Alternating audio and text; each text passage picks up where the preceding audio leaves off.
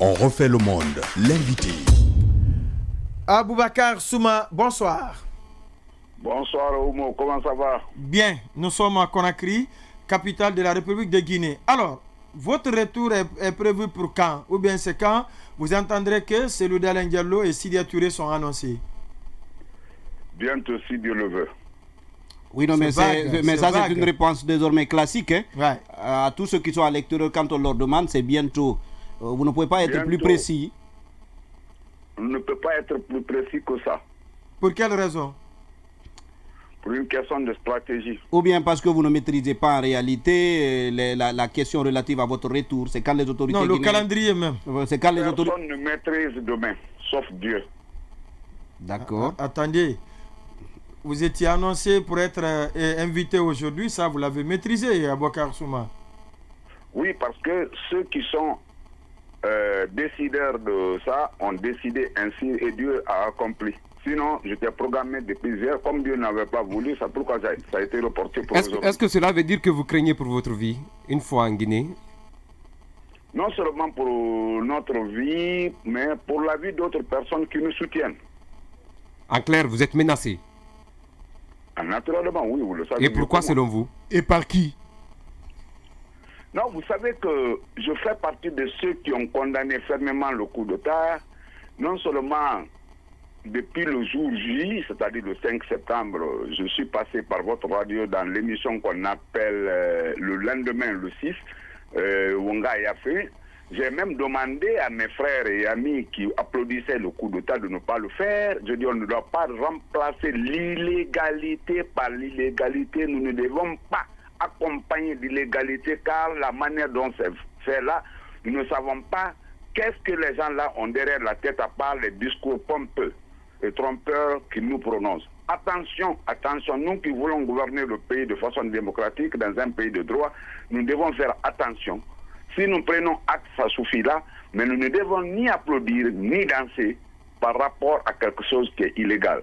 Donc depuis ce jour, malgré les démarches qui ont été menées vis-à-vis de notre formation politique, vis-à-vis de notre personne, pour rejoindre le cercle restreint, pour pouvoir faire des choses qui ne sont pas dans notre démarche politique, nous avons essayé de décliner et depuis là, tout ce que vous avez constaté les démarches ont été déclenchées contre notre personne pour pouvoir nous faire taire. Et vous estimez que avec l'évolution des choses, l'histoire vous a donné raison? Naturellement, oui. Comment? Naturellement, j'en parle même avec mon président. Cellou Dalein parfois ici, on cause dessus, il dit Souma, tu avais vu juste, bon. Il y a plein de choses. D'accord. Mais vos récents soucis ont commencé quand vous avez fait une sortie jugée quasiment ethnocentriste. Est-ce qu'on ne peut pas dire que vous êtes responsable de ce qui vous arrive? Certainement, sans lier cela à votre sort actuellement, lié à votre exercice politique. Merci Marouane. Mon problème n'a pas commencé par ça. Marouane, j'ai été pendant 2 mois démarché par les journalistes de l'espace pour que j'aille à une émission. Chaque fois qu'ils venaient me voir, j'étais toujours occupé, mais je ne savais pas que c'était un piège monté. J'ai été, on m'a interviewé, j'ai parlé. Tout était monté pour me faire arrêter. Et le jeune Ahmed est rentré en m'insultant, me traitant de politicien malhonnête, ceci, cela. Pendant ce temps, j'avais tenu pendant les élections législatives de mars 2020 une interview là-bas où j'ai dit que je n'étais ni pour la nouvelle constitution, ni pour le 3e mandat. C'est dans ce studio. Maintenant, ils ont fait sortir une interview qui datait de 2019 pour me traiter de malhonnête, de ceci ou de cela. Or, ce jeune Ahmed Kamara ne peut être que mon jeune frère de très loin. Il n'a ni le droit, ni la qualité de me traiter de malhonnête, ni je ne sais quoi, ni le pouvoir de m'inviter dans les radios. Pendant 2 mois, on me suivait, et pour venir m'insulter, m'humilier, pour me traiter sur les antennes de menteur. Pendant qu'ils avaient mon interview qui datait de 2020 pendant les élections législatives où j'ai rejeter On va le progresser. troisième mandat, Ça, vous en avez déjà expliqué sur cette antenne. On va progresser. Le débat maintenant. Allez-y, sans se si vous permettez. Alors, monsieur Tout est venu là. Et ce que vous parlez là de propos ethno, non, ce n'est pas un propos ethnique. Regardez la sortie de Mme Sarandaraba. Sarandaraba s'est attaqué au régime du général Lansana Conté. Sarandaraba s'est attaqué en qualifiant le régime de général. Pourtant, elle a été ministre sous Lansana Conté, donc elle est en partie comptable, si vous le dites ainsi. Hein? Puisque nous ne l'avons pas entendu, nous, mais elle a été ministre sous Lansana Conté, dans le gouvernement de Sidya Touré, précisément. Pour l'histoire. Et ambassadeur. Nous l'avons. On peut même vous balancer, vous allez écouter vous aussi. D'accord. Question, on va progresser. Alors, on y va, oui. Vous disiez tout à l'heure que en gros, vous ne maîtrisez pas le calendrier de votre retour. Est-ce que comme le disait Alpha Condé, le train ne risque-t-il pas de vous laisser à quai, dans la mesure où, vous l'avez suivi probablement tout à l'heure avant que nous vous appelions, il y a d'autres acteurs politiques qui s'activent pour que, avec la CEDEAO, tout puisse se mettre en place afin que le calendrier, le chronogramme de la transition puisse être mis en œuvre. Est-ce que tout cela ne risque pas de se passer à votre insu, alors que vous êtes à l'extérieur? Mon frère ami, je vous remercie par rapport à cette bonne question, mais je voudrais vous dire qu'un homme politique de nous rend désormais être au pays ou ne pas être au pays est important, mais ça ne signifie pas que c'est la fin du monde.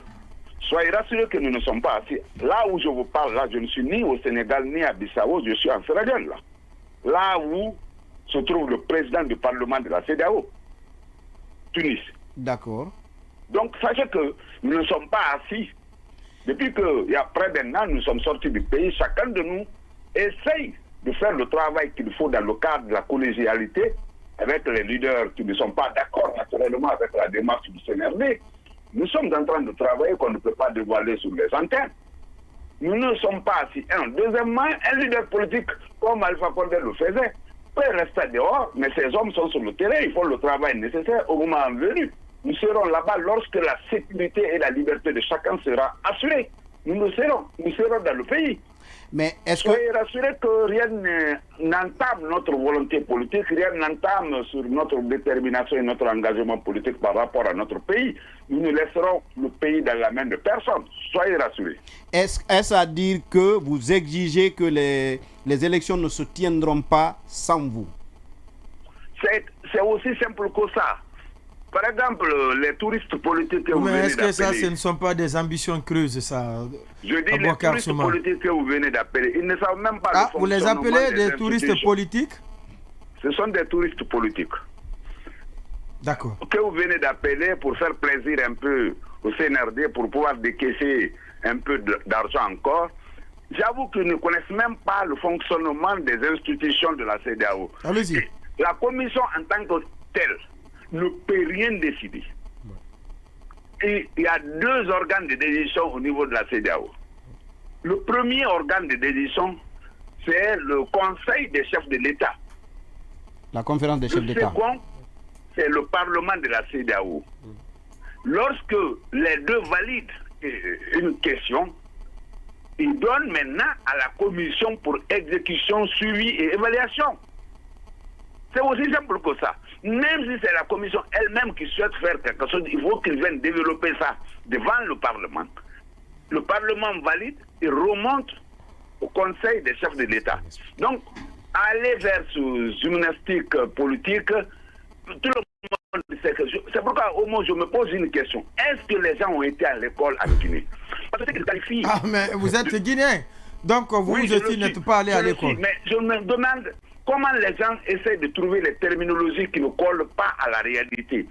Comment vous pouvez appeler ce qu'ils ont fait là comme dialogue politique? Un dialogue, c'est deux parties qui ne comprennent pas les choses de la même façon, qui ne voient pas les choses de la même façon, qui viennent chacun avec sa plateforme revendicative en présence des médiateurs ou des facilitateurs ou les gens qui peuvent garantir les accords issus de les rencontres, qui débattent, qui essayent de céder, chacun cède un peu, et puis ils tombent sur les accords. Mais lorsque les thématiques sont d'avance définies, les thématiques, les pénalistes, comme on appelle les panélistes, doivent développer ces thématiques. Mais ça, ce n'est pas un dialogue, c'est un séminaire qu'ils ont fait là. Donc, s'ils appellent ça, comme on appelle dialogue, nous, on se pose la question où ils ont trouvé, comment on appelle, vous appelez ça, comment ils ont trouvé cette terminologie. C'est comme ce qu'ils appellent la débat d'orientation constitutionnelle. Je ne sais pas où est le débat. Ils auraient pu appeler ça cadre de réception des avis ou propositions pour l'élaboration de la nouvelle constitution. Parce que ce n'est pas un débat. Un débat, c'est une rencontre d'échange. Donc, moi, je me demande, si les gens ont été à l'école, est-ce qu'ils ont maîtrisé les vocabulaires?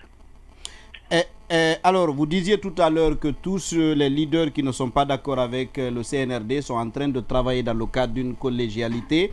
Moi, je voulais savoir si cette collégialité intègre le président Alpha Condé, parce que vous avez certainement suivi le colonel Mamadi Doumbouya s'est récemment rendu en Turquie. Est-ce qu'à l'occasion, il n'a pas su vous retirer la collaboration d'Alpha Condé, peut-être en prenant langue avec ce dernier?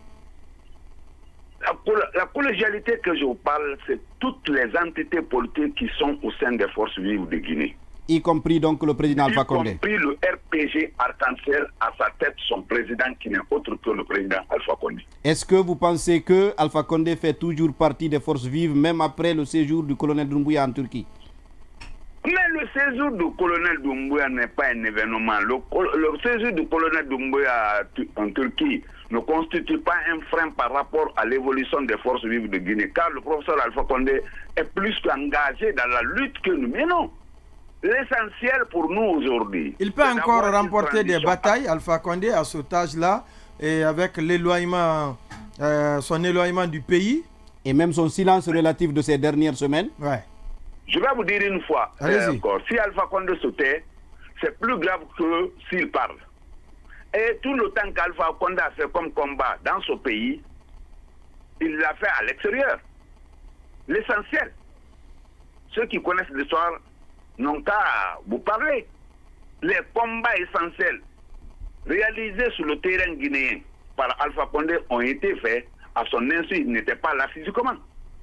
Je vous apprends que le combat politique, ce n'est pas du fait que le leader politique physiquement doit être présent sur le terrain. L'essentiel, c'est d'avoir des lieutenants efficaces, déterminés et engagés. Ce que le général Lansana Conté a toujours dénoncé à l'époque et qui nous prévenait de ne pas se fier aux personnes qui restaient à l'extérieur et qui se lançaient contre des diatribes. Vous avez bien suivi cela. Commencé par la Guinée ou l'Afrique. Le général de Gaulle a libéré la France lorsqu'il était en Angleterre. D'accord. Donc, ça, je vous dis qu'une fois encore, la présence physique du leader sur le terrain est importante. Oui. Vous qualifiez le groupe de Ibrahim Ossouri Diallo de leader de touristes politiques et vous qualifiez d'amateurs politiques. Qui me qualifie d'amateur politique? Ibrahim Ossouri Diallo. Oui, il a raison de me qualifier d'amateur politique parce que c'est moi qui l'ai mis, lui, dans la politique. Ah bon? Pour la première fois de sa vie, c'est moi qui l'ai fait élire. C'est moi qui l'ai fait élire à la tête de la jeunesse de Dixine dans le cadre de, comment on appelle, de coopératives d'intérêt économique local. Vous étiez à quel poste en ce moment? De la politique. Donc, il m'a trouvé en politique. Moi, j'étais vice-président deuxième et troisième cycle au temps de Sékou Touré. J'étais membre du comité GRDA de la section. Et là, Guissène, que son âme repose en paix. Nous étions sa jeunesse à Dixine ici. Je fais partie du premier conseil communal, du deuxième conseil communal, du troisième conseil communal, du quatrième conseil communal, de l'actuel conseil communal de Dixine. De 90 à maintenant, je suis l'élu permanent de Dixine. Que ce soit sur le plan communal, que ce soit sur le plan législatif. Donc, si un jeune que j'ai formé, et je l'ai mis à la tête de la coordination des coopératives locales à Dixine, qui a pris le goût de ça et qui me qualifie d'amateur politique, je laisse les gens juger. D'accord. Maintenant, vous dites que ce n'est pas le débat, on ne devrait pas appeler débat d'orientation constitutionnelle. Pourtant, il y a eu beaucoup de contributions. Et puis d'ailleurs, le slogan du président du CNT, Dr Dansa Kourouma, qui dit que la constitution qui va naître de ce débat d'orientation constitutionnelle, c'est une constitution qui va nous rassembler et nous ressembler. Et résister au temps. Et résister au temps. Qu'est-ce que vous en dites? Ça n'a rien à voir avec la terminologie qui a été utilisée au mot.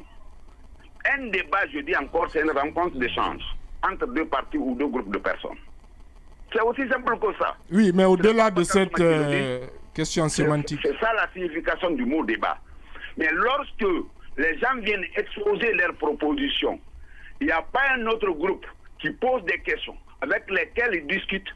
Ça, c'est un cadre de réception des avis ou des propositions. Oui, maintenant, sur la constitution qui va être écrite, est-ce que vous partagez leur démarche, leur point de vue quand ils disent que les conseillers du CNT, que la constitution qui va être écrite cette fois-ci, non seulement elle résistera au temps, comme l'a dit tout à l'heure Baïla, mais aussi elle va nous rassembler et nous ressembler.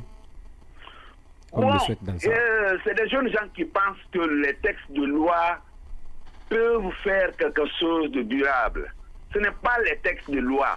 Il faut qu'on ait des hommes conséquents et responsables. Oui. Sinon, la Guinée a des meilleurs textes. Ils ne pourront pas inventer la roue.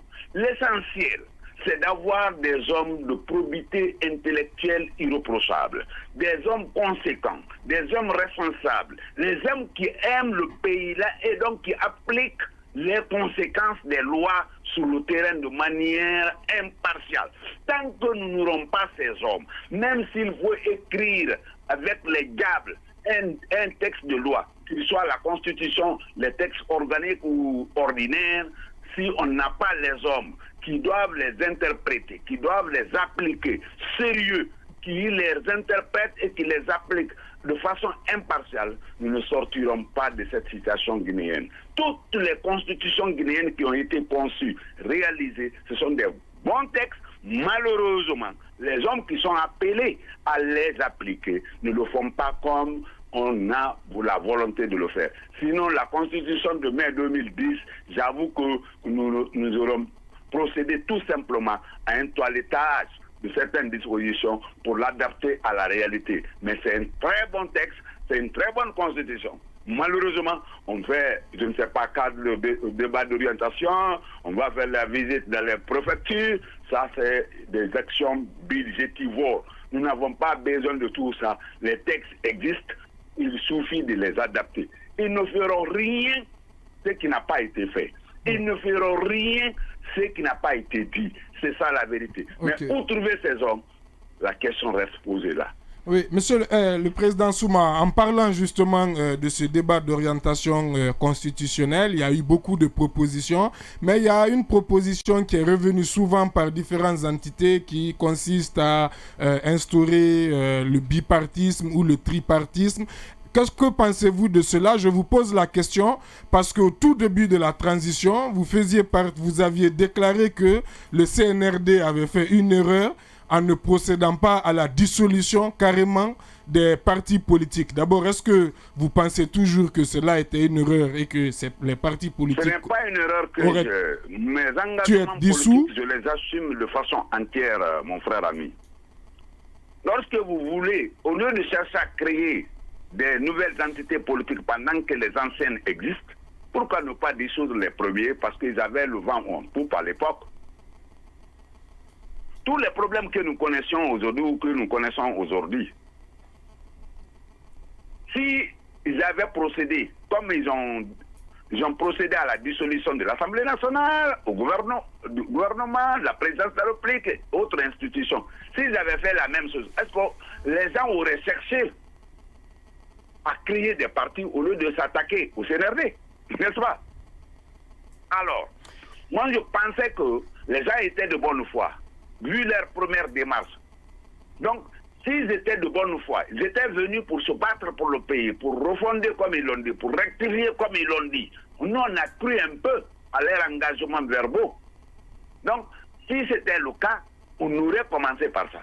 Parce que le pays, qu'on le dise ou qu'on ne le dise pas, c'est la vérité. Le multipartisme intégral en Guinée a engendré un fléau qu'il faut, on appelle, gérer avec intelligence pour éviter l'explosion du pays. Quel est ce fléau? C'est l'ethnisation à outrance de l'espace politique. C'est la vérité. Les gens essaient d'occulter les vérités en Guinée. Donc, comment résoudre ce problème. C'est pourquoi dans la constitution de 1990, le président Conté avait proposé 2 partis politiques. 2 partis politiques. Donc les propositions de 2 partis. Du fait que de 90 à maintenant, on est dans le multipartisme intégral. Il y a des businessmen politiques qui sont créés. Il y a des affairemans politiques qui sont créés. Il y a des véritables hommes politiques qui sont créés. Il y a d'autres. Si tu veux procéder maintenant au bipartisme ou tripartisme politique, ça risque d'être. Mais je suis d'accord avec la proposition du ministère de l'administration du territoire qui dit qu'il faut maintenir, comme on appelle, le multipartisme intégral, mais encadré. Encadré veut dire quoi? Il faudrait qu'il y ait au moins 3 courants politiques. Les 3 courants, ça peut être le courant des libéraux d'un côté, le courant des socialistes de l'autre, et le courant des centristes de l'autre.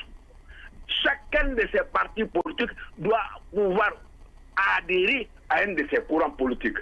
Et le courant politique est là structuré sous forme de coalition politique, et comme ça, il y a un chef, mais chacun a son parti à l'intérieur. Aux États-Unis, il n'y a pas que 2 partis politiques, il y a des multitudes de partis politiques, mais il y a 2 courants qui prédominent sur le terrain, les républicains et les démocrates. Aujourd'hui, ici, on peut avoir les républicains d'un côté, on peut avoir les socialistes de l'autre côté, on peut avoir les libéraux démocrates de l'autre côté. Pourquoi pas? Oui, mais ce sont des courants, M. Souma, qui se sont construits à travers les propositions pour, dans ces pays-là pour arriver à résorber les problèmes du terrain. Nous, comment aujourd'hui... Est-ce que ces courants sont adaptés? Voilà, adaptés. Vous parlez de socialisme, de libéralisme. Est-ce que c'est adapté? Est-ce que tout le monde n'est pas socialiste d'ailleurs en Afrique? Non, monsieur, mon ami, comment... Baïla. Mon ami, si tu prends même les partis politiques en Guinée, les 180 et quelques partis, vous verrez que certains se sont déclarés libéraux, certains se sont déclarés républicains comme moi, certains se sont déclarés, comment on appelle, socialistes, tels que les RPG et autres là. Tous les partis politiques sont entre les 3 courants là. Maintenant, il suffirait d'exiger à ce que chacun, tous qui se sont déclarés libéraux, forment un groupe d'unis. Tous qui se sont déclarés, moi-même à l'Assemblée générale, lorsque j'ai créé le parti politique, j'étais dans l'Alliance républicaine, là. Et si vous prenez l'UFDG aujourd'hui, l'ANAD, l'essentiel des partis qui composent l'ANAD sont les libéraux démocrates. Allô? Oui, on vous entend, on vous entend. Voilà. Si vous prenez le RPG, l'essentiel des partis qui sont dans le RPG Arc-en-Ciel et Alliés sont des partis sociaux. Donc, moi, je pense que le terrain est déjà préparé à ça. Il suffit que l'encadrement technique de la tutelle soit là pour formaliser cela. C'est tout. Et alors, pour revenir aux propos que citait tout à l'heure Baïla, est-ce que vous admettez qu'au même titre que les autres que vous vous êtes trompé sur le CNRD? Parce que vous disiez tout à l'heure qu'il y a des partis politiques qui avaient applaudi le coup d'État. Vous-même, sous le coup de l'enthousiasme, vous aviez préconisé qu'il fasse la dissolution des partis politiques. Ne va pas loin, on s'est trompé. Ah. On reconnaît notre faute. Autant que vous êtes. Autant que nous sommes. C'est ça la vérité. Moi-même. D'accord. J'avais cru. Ce n'est pas fréquent. Et comment vous faites pour corriger? Non, c'est ça que nous sommes. Parce que tout homme peut commettre une faute ou une erreur. Maintenant, le problème serait, si la faute commise par la personne, il ne reconnaît pas de façon honnête la faute commise ou l'erreur commise. Mais nous avons vite compris que nous avons commis des erreurs ou des fautes, et tout de suite, on s'est rétracté pour pouvoir corriger les erreurs que nous avons commises dans la démarche. Et c'est pourquoi vous avez constaté, à un moment, j'ai tenu à ce qu'il y ait la formation des forces vives, jusqu'à ce qu'on a lancé les forces vives au niveau de l'hôtel Mariador Palace. Parce que vite, on a compris, il fallait que les forces politiques du pays s'associent, s'entendent, s'unissent pour faire face au CNRD. Nous n'avons pas voulu qu'au niveau de la classe sociopolitique, qu'il y ait 2 camps face au CNRD. Nous n'avons pas voulu ça. Nous avons voulu que tous les partis politiques, toutes les plateformes de la société civile soient d'un côté par rapport au CNRD. Malheureusement, les dismembrements de crise, malheureusement, les gens qui n'ont pas les moyens de leur politique ont préféré ternir leur dignité humaine et politique pour s'accrocher au CNRD pour pouvoir avoir les financements nécessaires peut-être pour faire leur politique. C'est ça. Sinon, ils savent pertinemment. Si tu leur prends un à un, ils savent la manière dont la transition est en train de se dérouler en Guinée, que ce n'est pas la bonne manière. Ce n'est pas la bonne manière, c'est votre point de vue, Aboubacar Souma. Vous êtes le président du parti Guinée pour la démocratie et l'équilibre. Merci à vous d'être passé dans cette émission. Il y a une question que je voudrais relever là, si vous le permettez. Oui, mais en 30 secondes donc. En 30 secondes. C'est par rapport au dossier que Baïla a posé, ou Baïla, je ne sais pas. Non, c'était Sékou Keïta, oui. Je l'informe que par rapport à ce domaine de Bentroya de 18 hectares, je la lance en compter. Lorsque nous avons voulu récupérer, nous avons porté régulièrement plainte au tribunal de première instance de Koya. Le tribunal a traité le dossier pendant 2 ans. L'actuel procureur de Koya était le juge d'instruction. Et il a demandé pendant 2 ans les dossiers à tous les occupants, y compris nous autres. Nous avons fourni, comment on appelle les dossiers. Ils sont allés jusqu'à s'attaquer à l'authenticité de ce dossier. Le tribunal a demandé à la police scientifique de voir si les signatures sont authentiques. La police scientifique a donné son rapport. Apparemment, vous avez votre part de responsabilité, M. Souma, dans ce dossier. On vous rappellera certainement vous avez votre part de responsabilité. Pour parler de cette situation particulière et certainement ça trouvera que Sékou Keïta est là.